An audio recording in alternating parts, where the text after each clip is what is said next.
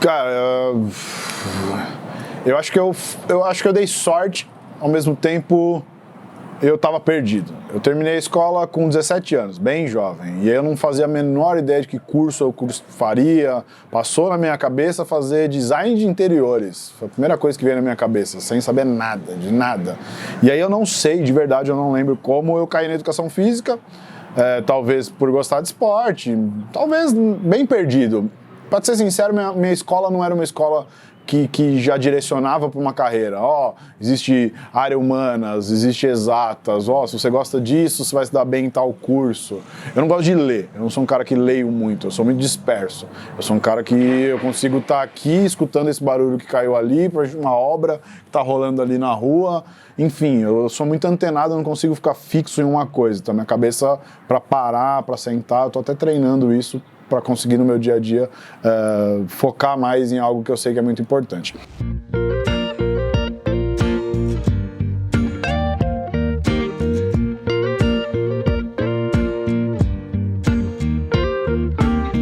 I got the letter that you left in my mailbox. Então eu acabei caindo na educação física, eu pensei em fazer direito, putz, que legal, mas direito você tem que ler demais. E aí é por isso que eu estou justificando o fato de não ler. Então talvez com 17 anos, empolgadão, caí na área da educação física, comentei com um amigão meu da escola, falei, cara, tô pensando em fazer educação física, ele falou também, vamos junto, e fomos juntos. E ele não passou do primeiro semestre, eu continuei, eu levei a sério, mas eu dei algumas sortes, como eu estava falando no começo. Talvez se eu tivesse entrado na faculdade de educação física com 25 anos, eu não sei se eu teria feito. Com 24, 23, eu era bem jovem, então tudo era muito novo pra mim. O cara acabou de sair da escola, molecão, zoeiro pra caramba, da turma do fundão, sempre fui o doideira da escola. Caí na faculdade de educação física, que você começa a ver muitas coisas. Eu sou licenciado e bacharel, então eu fiz tudo possível, tudo que, aliás, necessário para poder dar aula em escola. Hoje eu posso, na licenciatura, dar aula em escola pra uma criança, tipo, qual sentido? Não sei nada. Mas enfim, então tudo que eu via eu já tentava trazer pra musculação. Todas as aulas eu já tentava entender aquilo que eu estava aprendendo para musculação. E eu só fui ter musculação no último ano. Talvez isso tenha sido um gás também para eu, já sabia o que eu queria, mas eu, direcionava tudo para o que eu queria. E isso, como só era no último ano, aí eu acabei esperando o último ano e aí já estava quase formado. E o engraçado da educação física é assim, começam 200 pessoas na sua sala. Eu lembro que, por ordem alfabética, Tiago, chuta quantos Tiagos tem numa faculdade de educação física. Tinha uns 15 na minha sala. E aí eu já fui para a sala do meu amigo. E eu era o único Tiago. Aí top, consegui uma transferência, então já tinha essa parada. E aí tudo começou aí, começou acertando o curso, dando sorte talvez, ter gostado. Tinha muita matéria que não fazia o menor sentido para mim, eu tentava virar aquela matéria para o que eu faria no futuro, que era a musculação. Por exemplo, a aula de como ensinar na escola, como ser um professor mais carrasco, mais militar, uma linha que o professor da escola vai levar com o aluno. Eu já falava, como eu vou fazer isso na minha sala de musculação com os meus alunos, futuros alunos. Então eu dei muita sorte, na verdade.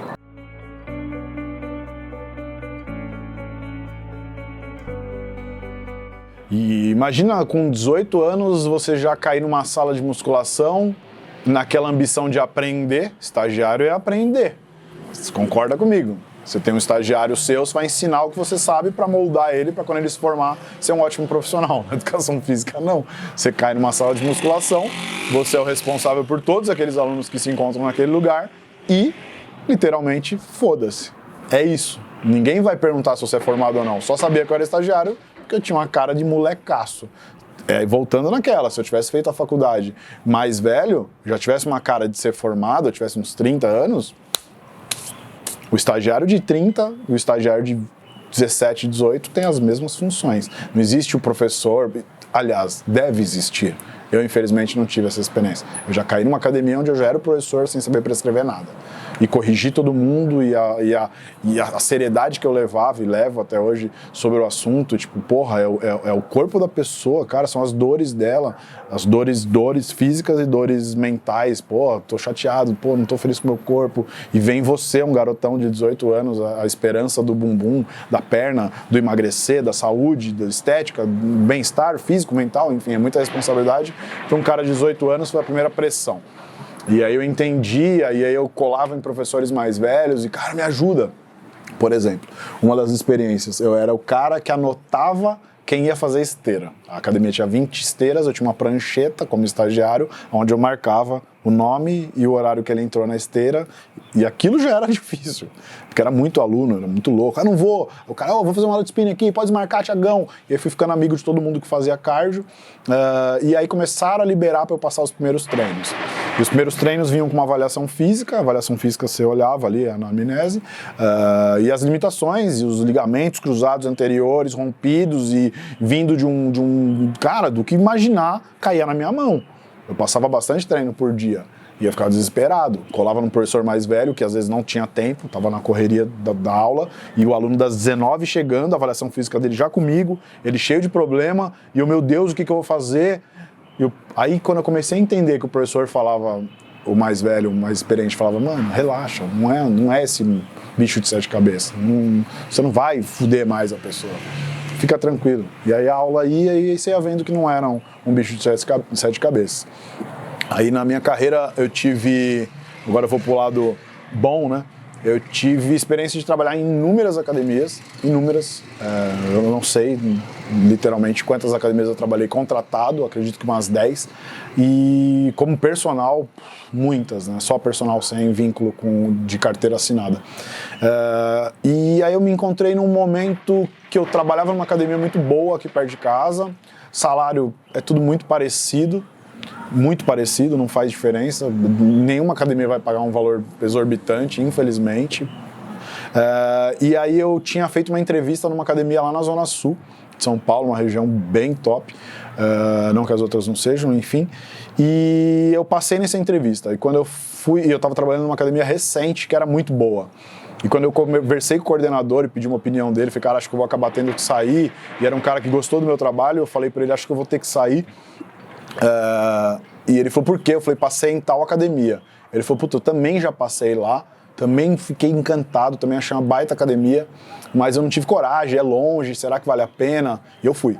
E foi a melhor coisa da minha vida, foi uma das melhores academias da minha vida. Como os alunos valorizavam o trabalho do profissional, para mim foi surreal. Todos os alunos da academia faziam treino dos professores. Acho que não tinha 5% dos alunos que não faziam, que hoje é mais comum, ao contrário, aliás, hoje 5% deve fazer os treinos dos professores e 95% deve fazer os treinos da cabeça. Lá naquela academia que eu trabalhei, todos os alunos faziam nosso treino, mesmo porque eu imprimia o treino de cada um. Não tinha um totem onde você colocava o seu CPF, sua digital, ou você abria uma pranchetinha, pegava sua ficha. Não, eu imprimia. Então, se eu imprimia, eu tinha que saber seu nome, porque ia ficar chato você chegar na minha frente e falar, oi, meu treino, eu ia falar, como é que você chama mesmo? Depois de 15 treinos. Né? Depois de 3 meses que você vai lá. Então, saber o nome e sobrenome de todos os alunos da academia, isso é incrível, isso é um livro, isso é o Dale Carnegie, Como Fazer Amigo e Influenciar Pessoas.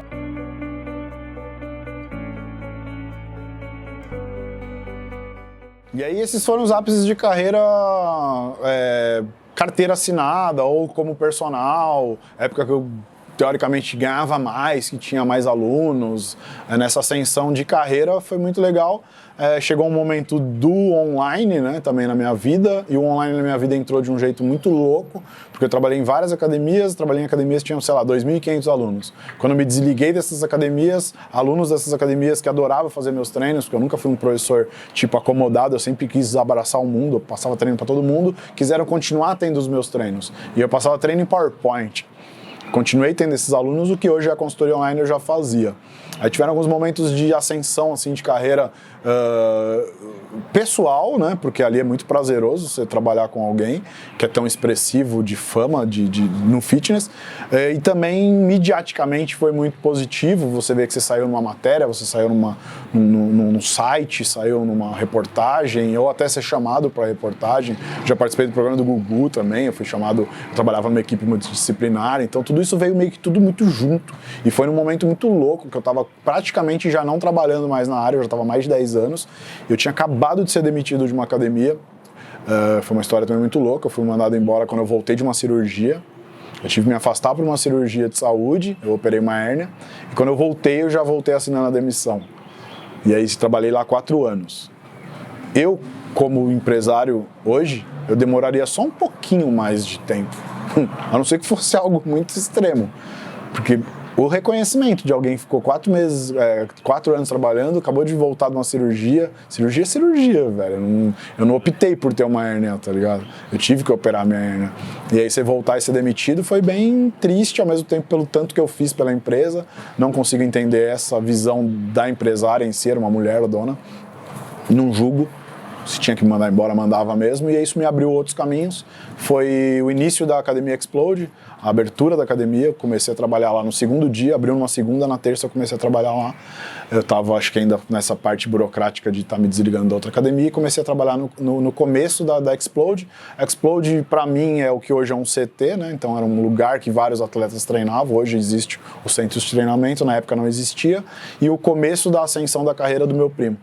Então o Felipe Franco estava começando a competir em concursos fitness, garota fitness, entrou a categoria Men's Physique na IFBB, primeiros campeonatos da Men's Physique, ele já tinha um corpo parecido lá competindo no garota fitness, e aí ele trouxe um holofote para ele. Esse holofote para ele refletiu em mim, que trabalhava lá, e no trabalho que eu já vinha fazendo, né? Eu não era um cara recém-formado, nem um cara começando, eu já era um cara com uma bagagem muito boa, acho que foi isso, humildemente falando, acho que foi isso. E aí eu dei a sorte de muitas mulheres que frequentavam lá já verem o meu trabalho e quererem treinar comigo, que é os nomes Roberta Zúñiga, Juju Salimene, Fernanda Dávila, Suelasmar, eu não sei pronunciar.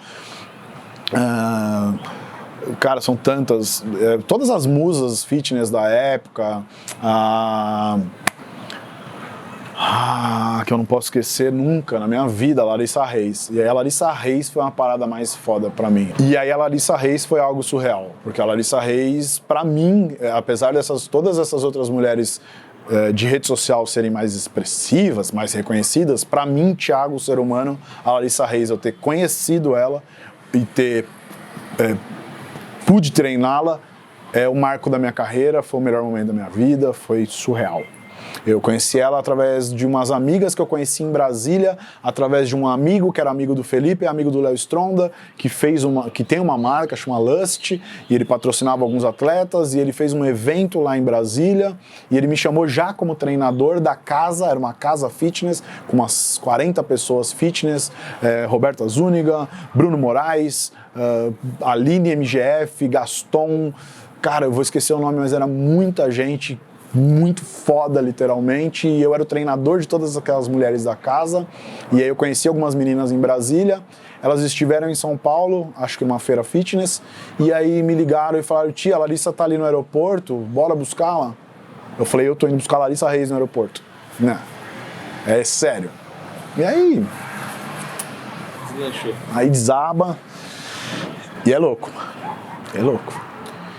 E aí o ser humano, Larissa Reis, é surreal, é um ser humano incrível. Larissa Reis, para quem não sabe, uma das primeiras atletas fisiculturistas brasileiras, levando o nome do Brasil para um campeonato tão expressivo, Mr. Olímpia, e ela sempre teve aquele estereótipo dela, e era uma musa fitness foda brasileira que foi morar em Las Vegas e que é dona da Protein House, é uma baita de uma empresária, ela é surreal quanto ela é empresária e ser humano. Ter a amizade dela, ter o celular dela, falar com ela de vez em nunca, mas falar com ela, pra mim já foi muito surreal e foi algo que o fitness me proporcionou e foi algo que eu conquistei, literalmente, né? Agora eu tô bem mais velho, eu consigo enxergar que aquele Thiago de 17 anos, entrando numa faculdade de educação física, não carregando, treinando, trabalhando, levando a sério a área, a rede social.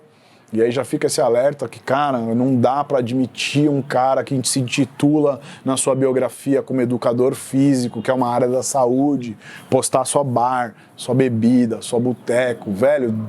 Todo mundo que tá enxergando sua rede social e sabe que você é profissional da área, sabe que você tem esse momento de lazer. Mas quando começa a passar pela cabeça que você é só zoeira, você acabou de perder toda a credibilidade de uma área de atuação de inúmeros profissionais. Então, a partir do momento que o Instagram começou a bombar as redes sociais, eu fiz questão de não mostrar o Thiago descontraído, o Thiago...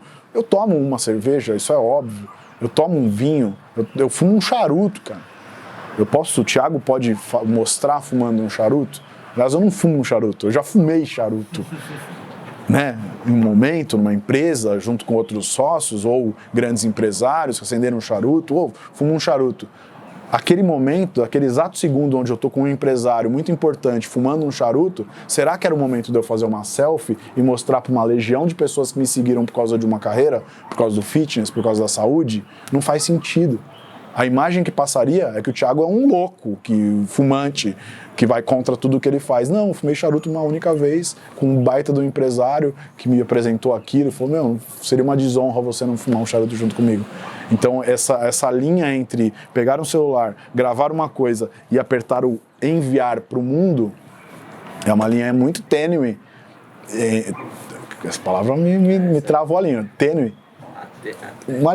É uma linha maldita entre você cagar a sua carreira e literalmente alavancar. Então eu optei por ser um Thiago do fitness, um Thiago bem apresentável, falando bem. Aqueles poucos segundos do começo do Instagram, eram 15, não lembro, que o Instagram permitiu, que antes era só foto, de você postar um vídeo na sua rede social, eram os segundos que eu zelava pela perfeição da execução. Se a aluna errou o pé, fez isso aqui, eu não postava.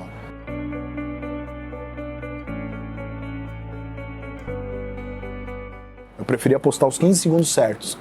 E aí veio uma grande cagada na minha vida, que foi postar um negócio que pra mim sempre foi natural, que é um exercício chamado Nordic Hamstring, é um exercício nórdico, flexão nórdica, enfim, trouxeram pro português, que eu passei pra Juliana.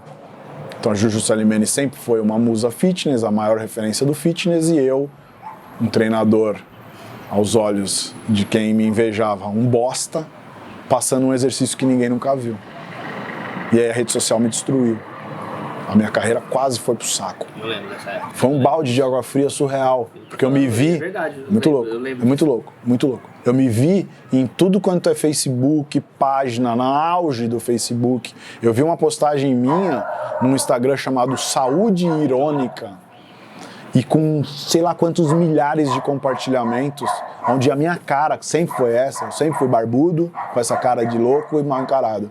Eu sempre fui assim, sendo ridicularizado, metralhado, massacrado com uma rede social inteira. Isso foi há uns 8 anos atrás. E aí teve um profissional da área nada ético, nada profissional, irresponsável, no sentido de responsabilidade por expor alguém que era muito, não é era. Ó, o Thiago de 8 anos atrás continuar falando que é muito menos inteligente, ou muito menos qualificado, ou muito menos estudado, ou muito menos... Só não vou falar muito menos bom. Que bom todos nós somos.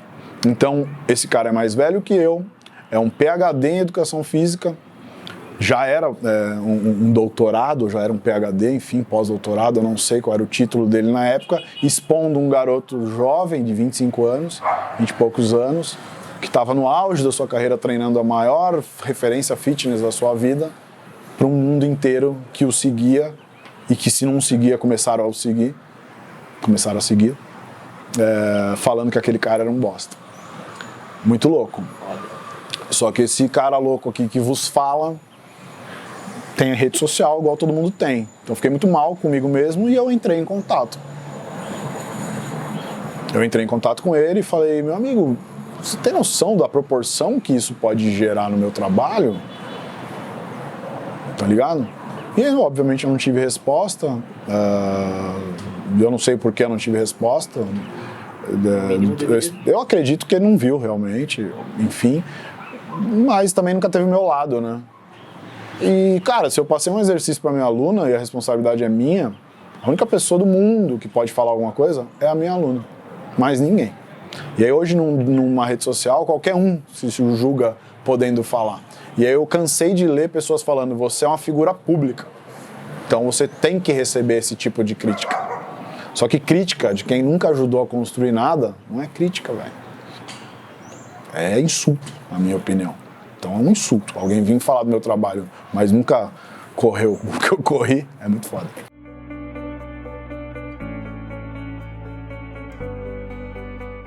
E aí 8 anos depois, ou 6 anos, eu não lembro precisamente qual foi a data que o Thiago, que estava ali se matando de tentar mostrar o trabalho dele, cara, de gravando vídeos, de sendo patrocinado por marcas de suplemento, de produzindo vídeo, tem muitos anos que eu gravo vídeo para alguma empresa ou para mim mesmo, e conversando, e mal sabe Deus, mal sabe eles, o quanto de direct eu mandei para pessoas que nem faziam a menor ideia de quem eu era, convidando para treinar, o quanto eu faço isso até hoje, o quanto eu faço questão do meu trabalho aparecer, sei lá, 6 ou 8 anos depois, eu não sei exatamente a data onde alguns profissionais da área ou até praticantes de educação física reviram um Thiago e reviram aquele exercício que naquela época foi algo que, nossa, meu Deus, quem é esse retardado fazendo isso?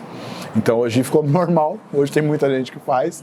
Aquelas pessoas que daquela época falaram mal, não falaram bem, mas também botaram num contexto um pouquinho diferente. Eu consigo te explicar qual foi o contexto. Esse exercício ele é muito utilizado nos Estados Unidos e principalmente em esportes onde tem muitos atletas. Então não tem 20 mesas flexoras, 20 cadeiras flexoras, 20 barras, 20 anilhas e etc. para fazer os básicos que seriam stiff, cadeira flexora, mesa flexora.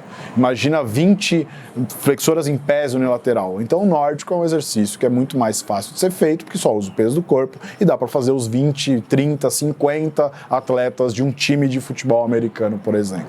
É o melhor exercício? Não sei, depende para quem.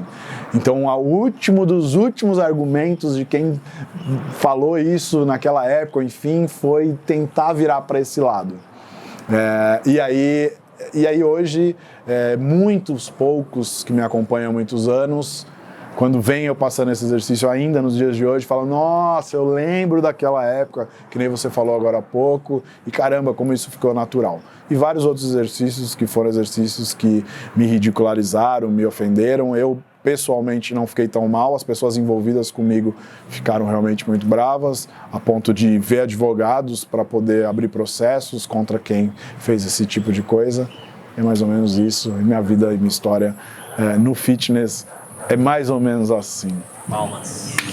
Obrigado. And I will tell you where